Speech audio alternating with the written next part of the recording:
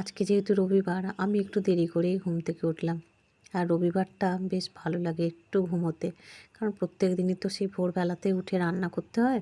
তো রবিবার দিনটা আজকে ইচ্ছা করে একটু ঘুমালাম, একটু রেস্ট নিলাম। শরীরের রেস্টটা না ভীষণ প্রয়োজন, সেটা এখন বুঝি।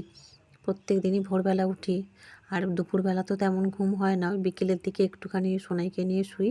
কোনোদিন ঘুমাই, কোনোদিন ঘুমাই না। যাই হোক, একটুখানি হয়তো শুয়ে থাকি এই পর্যন্ত। আর উঠেছি, বড়মশাই নিচে ফুল সংগ্রহ করতে গেছিল। এখন নিয়ে চলে আসার পর ৩ জনে মিলে একসাথে এই যে চা বিস্কুট খাচ্ছি। রবিবার দিনটা ৩ জনে একসাথে সব মানে দুপুরের লাঞ্চ বলো, তারপরে সকালে ব্রেকফাস্ট, রাতের ডিনার সব কিছুই আমরা একসাথে খাই, বেশ ভালো লাগে। এখন এই যে সবাই মিলে চা খেতে বসেছি। ছুটির দিনগুলো এইগুলোই ভালো লাগে।